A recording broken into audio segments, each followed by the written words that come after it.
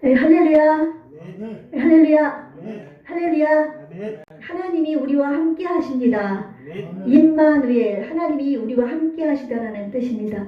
하나님은 하늘에 계셨지만 이제 인간으로서 이 땅에 아기로 오셔서 그 이름을 임마누엘이라고 하시면서 예수님이 우리와 함께 하면서 하나님이 우리와 이제 이 땅에서 함께 하시는 줄로 믿습니다. 우리 예수 그리스도를 구주로 믿는 사람들 마음속에 성령을 통해서 우리 하나님은 이 세상 끝날까지 주님 앞에 서는 그날까지 우리와 함께 하시는 줄로 믿습니다. 아멘. 예, 이 성탄절은 전에도 말씀드렸지만 이건 예수님 생일이 아니지만은 모든 세계가 다 지키니까 저희도 그냥 하나님 어찌됐든 예수님은 5월에 오셨습니다. 그렇지만 우리는 함께 모든 교회들이 거의 예배를 드리니까 함께 기뻐하면서 오늘 성탄절 당일은 지났지만 함께 하나님을 예배하는 줄로 믿습니다. 이 성탄절이라는 것은 본래 그 우상신 그 세미라미스의 아들인 담무스 태양신의 그 태양신이라고 이름을 붙여가지고 자기 아들 그래서 그 담무스의 생일이거든요. 그 담무스의 생일인데 이 로마 교황청에서 이 크리스마스를 그 이방 종교인 그 담무스를 섬기는 그 종파들에서 막 축제를 벌이니까 우리 기독교인들은 썰렁했거든요. 썰렁하니까 그때 350 몇 년이라고 그런 것 같아요. 그래서 교황청에서 에이 쟤네들도 즐기니까 우리도 아기 예수님 난 날이 확실히 정해져 있지 않으니까 같이 즐기자. 그래가지고 크리스마스가 된 줄로 그렇게 믿습니다는 아니고 크리스마스가 된 겁니다. 그래서 그때부터 이제 1000몇백 년간 계속 크리스마스로 지켜져 오고 있습니다. 그래서 예수님이 오신 날은 작년에도 제가 말씀을 드렸다시피 요세푸스가 이제 유대인 신학자거든요. 그분이 이제 연구한 결과에 의하면은 헤롯 대왕이 이제 그 죽을 때가 BC 2년이라고 그래요. BC 2년에 BC 2년? 예, BC 4년에 죽었습니다. BC 4년에 죽었는데 이때 죽기 2년 전에 그때 아기 예수님의 탄생 소식을 듣고 찾지를 못하니까 베들레헴 땅에 있는 2세 이하 된 아이들을 다 학살해 버렸습니다. 엄청난 학살이 일어났습니다. 그때가 이제 BC 2년.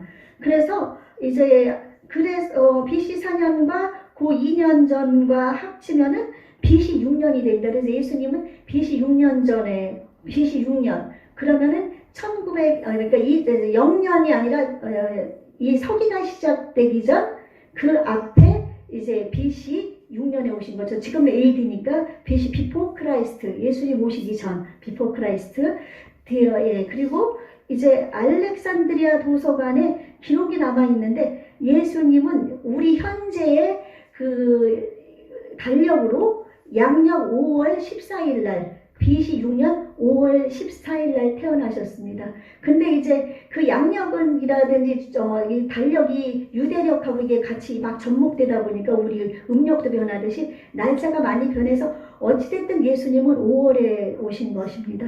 그래서 그것만 기억하시고 어찌됐든 우리는 예수님이 탄생도 중요하겠지만 더 중요한 것은 예수님이 우리 죄를 위해서 죽어주시고 다시 살아나셔서 승천하시고 이 땅에 다시 오실 것이란 그것이 가장 중요한 줄로 믿습니다.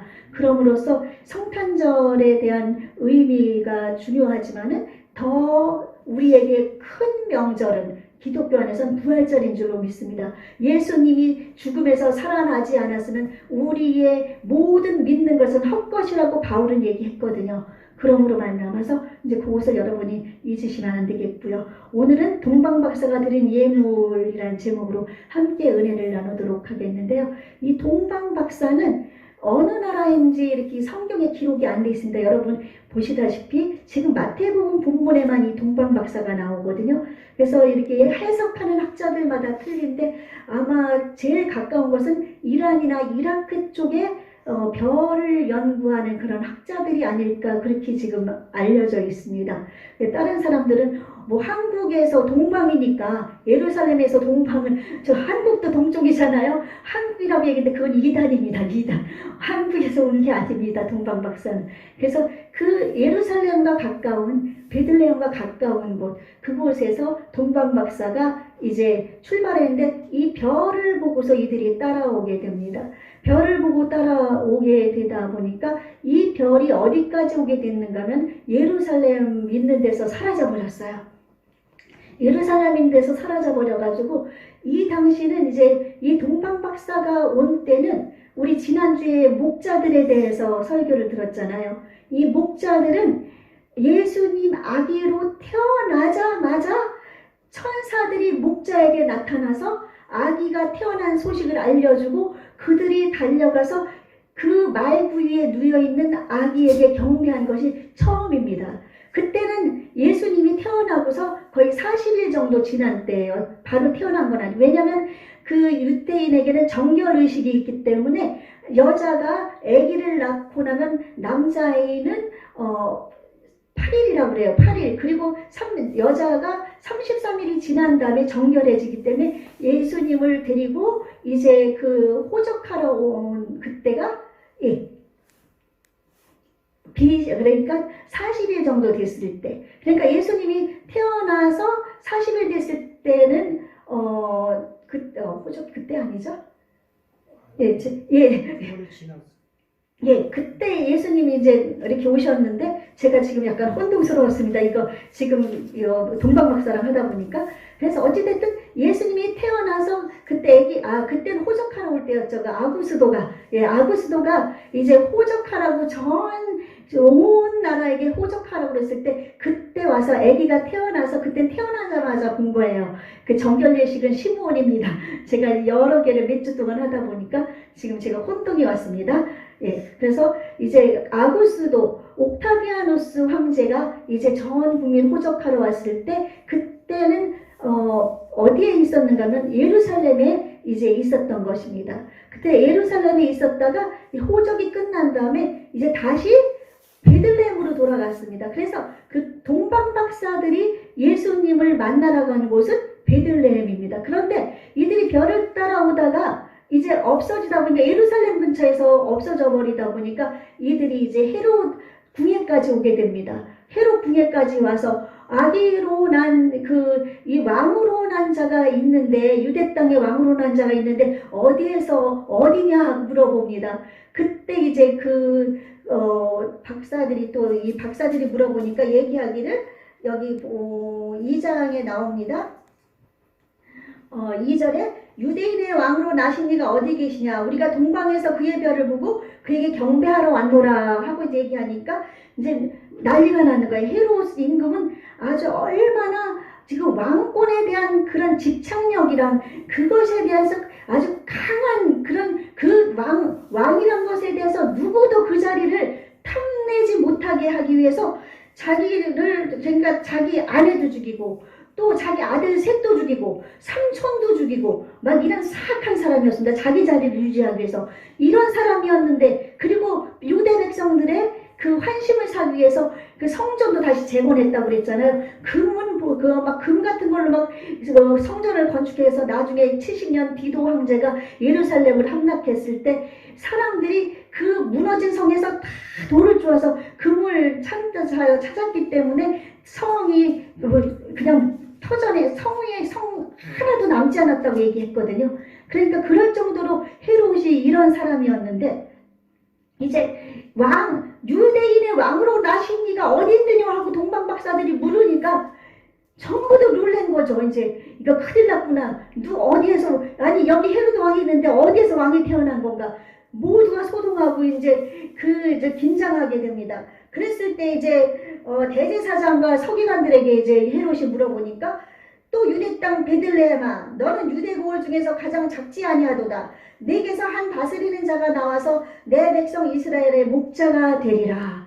이 말씀을 알려준 거예요. 그랬더니 베들레헴 땅이라는 게 여기 나오죠. 예수님이 오신 것은 여러분에게 말씀드렸다시피 700년 전부터 예수님이 어디에서 오실 거고, 또한 또 예수님은 그 다윗의 왕족으로부터 오실 거라는 것, 또한 베들레헴으로 오실 것이라는 것, 이런 것을 다 예언을 해놓았기 때문에 성경학자들은 너무나 잘 알고 있었거든요. 그래서 이제 베들레헴이라고 그러니까 이제 헤롯이 베들레헴에서 이제 태어났다 그러니까 너희들이 그럼 갔다가 오면서 나에게 들려라 그러는 거예요. 그래서 박사들이 알았습니다. 대왕이요. 하고서 이제 출발을 해갔는데 그때 없어졌던 별이 다시 떠오르게 됩니다. 이거는 하나님이 자연적으로 기존에 있던 별들이 아닌 하나님의 그 능력으로 그 별이 생겼다고 어떤 분이 그런 얘기를 하시더라고요. 그래서 천사가 별처럼 보인 것이 아닐까 그렇게 하는데, 그래서 다시 나타나서 베들레헴 땅까지 가게 되고, 그리고 나서 그 아기 예수를 여기 보면은 집에 들어가서 경배했다고 그런 게 그 이유입니다. 왜냐하면은 예루살렘에서 예수님은 그 아기 때 그 호적하러 와서 예루살렘에서 그쵸? 태어나가지고 베들레헴을 그쵸? 제가 헷갈리네. 예. 베들레헴에서 태어나서 호적하러 오셨다가 8일 만에 오셨다가 내려가신 거잖아요. 그래가지고 내려가셔가지고 그 집에 베들레헴 집에 계신 거예요. 그 베들레헴의 집에 계시니까 이제 이 동방 박사들이 집에서 경배를 하게 된 겁니다. 그래서 집에서 이제 그 베들레헴 집에서, 왜냐하면 말구유가 아니잖아요, 경배가. 그래서 집에서 경배를 하면서 그때 동방 박사들이 가져온 예물이 황금과 유향과 모략을 가져왔습니다. 황금과 유향과 모략인데 이 황금은 무엇을 상징하는가 하면 왕에게 드리는 선물입니다. 그리고 또한 유향은 제사장에게 하나님에게 드리는 선물, 제사장이 하나님께 바치는 제물이라고도 그러거든요. 그래서 향 피우는 것, 유향이죠. 그 다음에 모략은 이제 그 시체를 닦을 때 쓰는 그런 썩지 않게 하는 그런 약품이거든요. 사람의 시신이 바르는 약품. 그래서 이거는 예수님의 죽으심과 부활을 상징한다 그랬습니다. 그래서 오늘 그 동방 박사들이 가져온 이 예물은 3가지입니다. 그래서 이 황금은 하나님의 왕권을 상징하고 예수님이 만왕의 왕으로 이 땅에 오셨다는 것을 알려주는 줄로 믿습니다. 아멘. 예수님은 이 땅에 하나님이시지만 사람으로 오셨습니다. 그러나 사람이지만 하나님의 아들이시기 때문에 만왕의 왕으로서 이 땅에 오신 줄로 믿습니다. 아멘. 만왕의 왕입니다. 그래서 만왕의 왕이니까 온 세상이 다 주님께 경배를 해야 되는 줄로 믿습니다. 그래서 잠언 21장 10절에 보면은 지혜 있는 자의 집에는 귀한 보배와 기름이 있으나 이렇게 되는데, 이거를 72인역으로 번역을 해 놓으니까 지혜 있는 자의 입에는 귀한 보화가 있다 그렇게 얘기해가지고, 우리가 입으로 하나님을 찬양하고 우리에게 있는 그 지혜로운 말을 가진 사람, 솔로몬이 가진 그 지혜로운 말, 우리가 하나님으로부터 받은, 내가 말할 때 정말 쟁반의 금사와 같은 그런 아름다운 말, 때에 맞는 아름다운 말, 지혜로운 말을 하는 사람들은 황금과 같은 사람이라고 얘기를 한다고 합니다. 그러므로 말미암아 우리가 이 말에 능력이 있다고 말씀드렸잖아요. 말은 영이라고. 그러므로 이 말을 우리가 황금처럼 여기고, 또한 예수님이 황금처럼 귀하게 여김을 받으시는 분, 왕이라는 것을 여러분 잊으시면 안 되는 겁니다. 그러니까 내가 말하는 것도 역시 황금 같은 말이라는 것을, 지혜로운 말도 황금 같은 것이라는 것도 기억하고, 그건 2번째고, 첫 번째로는 만왕의 왕은 역시 예수님이라는 것. 예수님은 온 우주의 주인이십니다. 통치자십니다. 아멘. 이 땅에 다시 오실 때는 심판주로 오십니다. 만왕의 왕으로서 이 땅에 오시는 줄로 믿습니다. 아멘. 그러므로 그 왕 되신 예수님을 우리 동방 박사가 경배한 것처럼 여러분들도 함께 경배해야 되는 줄로 믿습니다. 그리고 이 유향은 우리가 하나님께서 우리 예수님 보내실 때 우리의 죄를 하나님과 우리 사이의 중보로서 제사장적인 역할로 중보자로 우리 예수님을 보내셨습니다. 예수님이 어린 양이 되어서 그 찔려서 못에 박히고 죽으심으로 말미암아 우리 죄를 구원하셔서 그러므로 말미암아 우리를 영원한 생명을 주신 그러한 삶을 주시기 위해서 우리 예수님을 보내주신 것처럼 이제 이거는 우리가 하나님 앞에 그 제사장적인 역할, 그 역할을 우리가 잊어버리면 안 되는 줄로 믿습니다. 제사장이 하나님 앞에 대신 분양하면서 하나님 이 땅에 그렇게 오셨지만 그 예수님이 우리 죄를 대신해서 지금도 하나님 보좌 우편에 앉아서 기도하고 계시거든요. 기도하시는 예수님, 여러분 상상해 보십시오. 우리가 힘들 때 성령도 우리 연약함을 도우시나니 말할 수 없는 탄식으로 성령이 우리를 위해서 간구하신다고 얘기했거든요. 성령께서 우리를 위해 간구하고 계십니다. 예수님이 대제사장으로 우리를 위해서 간구하고 계십니다. 우리는 예수님처럼 대제사장적인 사명이 있습니다. 그래서 베드로전서 2장 9절에서 너희는 왕같은 제사장이요, 그쵸? 그렇게 거룩한 나라요, 하나님 백성이요 말한 것처럼 우리는 왕같은 제사장으로서 하나님 앞에 나아가서 대신 모든 사람들을 위해서 중보기도도 할 수 있고, 아멘? 예, 내 자신을 위해서 기도할 수도 있고, 그렇게 함으로 말미암아서 하나님께 경배드리고 하나님께 찬양을 드릴 수가 있는 줄로 믿습니다. 아멘. 그러므로 말미암아 그 예수님의 그 하나님께서 우리에게 주신 대제사장적인 그 사명, 우리를 위해 기도해 주시는 사명이 우리에게도 있다는 것을 여러분 잊지 마시고, 기도는 호흡입니다. 여러분 말씀을 읽지 않으면 말씀은 사람이 떡으로만 사는 것이요 아니요 하나님의 입에서 나오는 모든 말씀으로 산다고 한 것처럼 말씀을 먹지 않으면 우리 영이 정말 쇠약해지는 것처럼, 제가 3일째 되는 날 저녁에는 기운이 다 빠지더라고요. 팔팔했었는데 먹지 않으면 기운이 빠지는 것처럼 여러분 먹지 않으면, 말씀으로 무장하지 않으면 여러분 영이 죽어갑니다. 그러므로 말씀을 먹는 것처럼 또한 기도는 호흡이라고 그랬잖아요. 우리가 여러분 숨을 안 쉰다고 생각해 보십시오. 숨을 안 쉬면 어떻게 됩니까? 나중에 막혀가지고 결국은 죽을 수밖에 없죠. 그러므로 말미암아 기도도 여러분 끊이지 않고 해야 됩니다. 예수님이 성령님을 통해서 지금 우리를 위해, 성령님은 또 우리를 위해 간구하고 계시니까 우리가 끊임없이 기도해야 될 줄로 믿습니다. 그래서 그 사명, 그 다음에 모략은 예수님의 그 죽으심과 부활, 조금 전에 제가 말씀드린 것처럼 예수님이 죽지 않으셨으면 부활도 없었습니다. 우리가 이 땅에 사는 동안 내가 죽지 않으면 나에게는 부활의 영광이 없습니다. 아멘. 또한 고난의 십자가가 없으면 부활의 영광이 없습니다. 여러분 지금 어떤 형편에 처해 있습니까? 사업에 문제가 있습니까? 아니면 여러분 직장에 문제가 있습니까? 아니면 질병에 문제가 있습니까?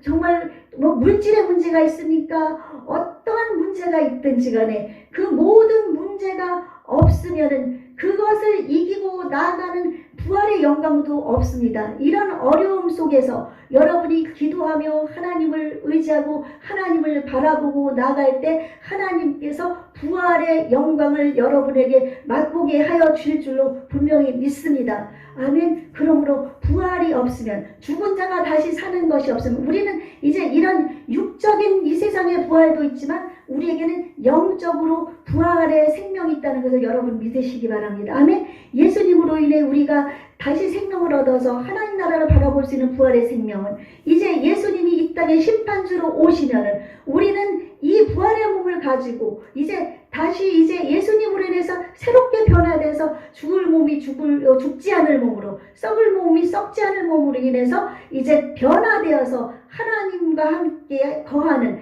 그런 영원한 삶을 살 수 있는 줄로 믿습니다. 이런 것, 그래서 예수님이 오신 이 목적에서 동방박사가 드린 이 세 가지 예물은 바로 예수님에 대한 모든 것을 상징하는 줄로 믿습니다. 그래서 존 파이퍼 목사님은 얘기하기를, 사도행전 17장 25절에 보니까 하나님은 무엇이 부족하셔서 사람 손에 섬김을 받는 것이 아니라, 동방박사가 예물을 막 드렸으니까 우리 나는 저 드릴 게 없는데 어떡하나, 그게 아니라 지금 말씀드린 것처럼 여러분이 하나님의 말씀 속에서 지혜를 얻고 기도하며 정말 부활하신 그 예수님을 경배하면 그것이 여러분 하나님을 경배하는 줄로 믿습니다. 아멘. 그러나 여러분 여러분 잊지 마셔야 할 것은 성경의 말씀 속에 기록된 모든 것은 여러분이 잊지 말고 지켜야 된다는 사실입니다. 신약이다 구약이다 따지면서 이거는 신약이니까 구약 거기 때문에 이거는 지키지 말아야 되고 이건 신약 거니까 지켜야 된다. 그렇게 따지면은 그건 믿음이 없는 겁니다. 우리가 하나님을 믿는 것은 믿음은 하나님을 사랑하기 때문인 줄로 믿습니다. 아멘. 우리의 믿음은 하나님을 사랑하는 것입니다. 하나님을 사랑하지 않으면 여러분이 믿음을 가질 수가 없습니다. 그렇죠? 여러분이 믿음을 갖게 된 것도 하나님의 사랑입니다. 이것도 기적입니다. 어떤 사람은 정말 병이 탁 깨어나서 죽은 사람이 일어나고 암 환자가 벌떡벌떡 일어나고 이것만이 기적이라고 생각을 하는데 여러분 예수님 봤습니까? 못 봤죠? 그런데도 예수님이 나의 구세주인 것이 믿어지십니까? 그것이 기적입니다. 아멘. 예수님이 믿어지는 것이 기적입니다. 그래서 이렇게 예수님 믿어지는 사람은 이 세상에서 하나님의 영광을 위해서 살지 않을 수가 없습니다. 아멘. 존 파이버 목사님은 이 세 가지 예물을 드린 것에 대해서 하나님의 어떤 필요를 채우기 위해서 동방박사들이 세 가지 예물을 드린 것이 아니다. 그래서 동방박사들이 이 황금 유향 모량을 가져온 것이 아기 예수의 하나님 앞에 이것을 드림으로써 만족을 채워주기 위해서 이것을 드린 걸까요? 아니에요. 하나 왕으로 오신 구세주로 오신 부활하신 예수님이 부활하시고 죽으시고 부활하신 그것은 구세주 예수님입니다. 아멘. 구세주로 오신 그 예수님을 오직 그걸로 경배하기 위해서 온 것이지 그들이 그걸 가지고 뇌물로 바치기 위해서 우리가 이 동방 멀리에서 이것을 가져왔으니 우리에게 복을 주십시오. 우리에게 이제 왕이신 예수여 이제 하나님이 보시고 우리에게 축복해 주십시오. 그런 게 아니었던 겁니다. 이들은 다만 이제 왕으로 오신 구세주로 오신 그 예수님을 오로지 경배하기 위해 온 줄로 믿습니다. 그러므로 여러분 이제 10년도가 이제 며칠 안 남았습니다. 이 마지막 해를 마지막 몇 날을 보내면서 한번 돌이켜 보십시오. 내가 이제 1년 동안 살아가면서 하나님 앞에 예물을 드렸을 때 예물을 드리고 내가 예배를 드렸을 때 내가 이렇게 하니까 나에게 이렇게 해주십시오 하는 마음으로 예물을 드리고 하나님 앞에 기도를 하고 하나님 앞에 예배를 드리고 하나님 앞에 그랬는지 한번 돌이켜 보시기 바랍니다.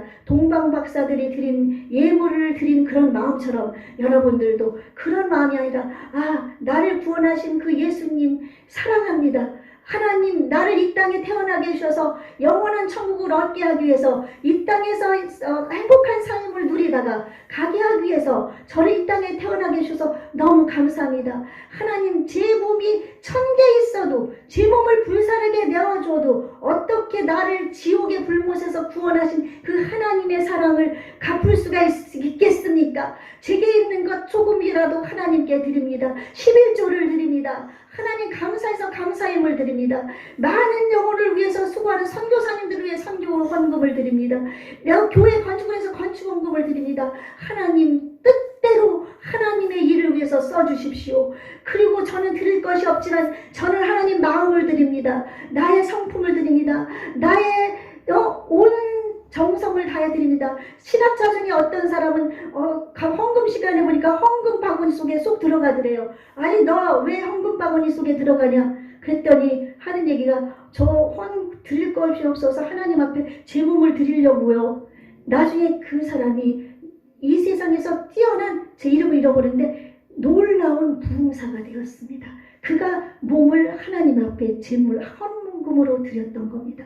이렇게 자신의 모든 것을 하나님 앞에 드릴 때 하나님께서는 여러분의 삶을 이끌어 주는 줄로 믿습니다. 동방박사들이 아기 예수님인지 모르지만 그가 별을 따라서 찾아온 것처럼 여러분의 길을 하나님께서 천사들을 보내서 여러분의 길을 인도해 줄 줄로 믿습니다. 또한 예수님은 길이요 진리요 생명입니다. 예수님만 밟으면 예수님만 안으면 예수님만 따라가면 그게 바로 나의 길인 줄로 믿습니다. 아멘.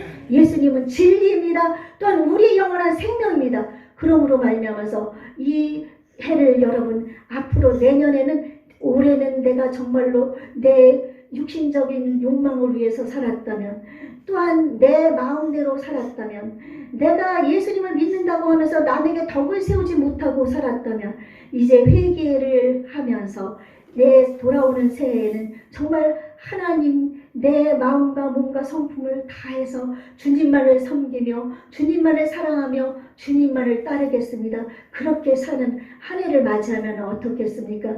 이거는 제가 드라마 본 거라 좀 죄송하긴 하지만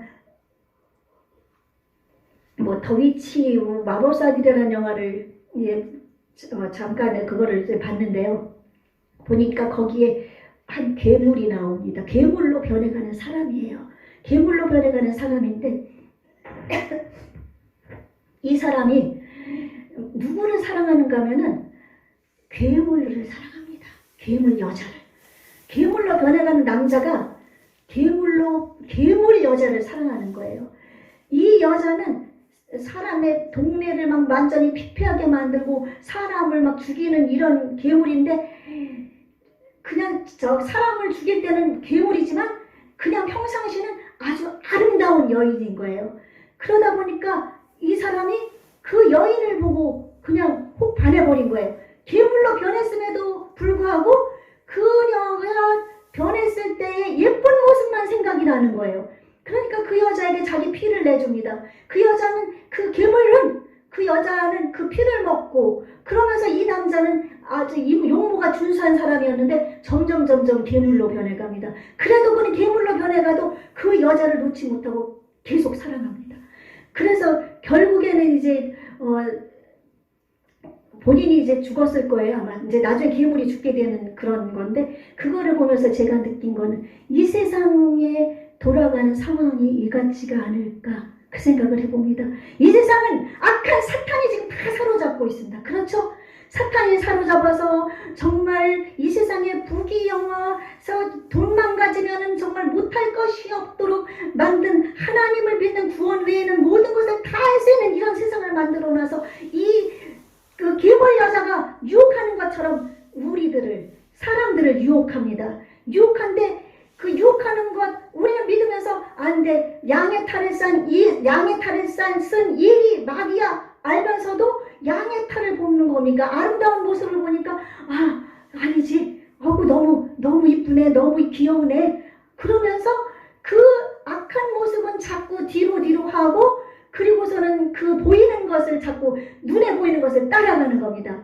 그러다가 보니까 악한 원수마귀에게 잡혀먹히고 그에게 동화되어서 결국은 함께 지옥으로 가는 줄로 믿습니다. 그래서 이것이 생각나서 이 세상의 삶이 다 이렇구나. 여러분도 이렇게 살지 마십시오. 악한 원수마귀는 술, 담배, 세상의 물질, 명예, 권세, 영예, 이런 모든 것을 가지고 여러분에게 아름답게 달려옵니다. 여러분 여기에 속 하나 먹지 마시고 예수님을 바라보십시오.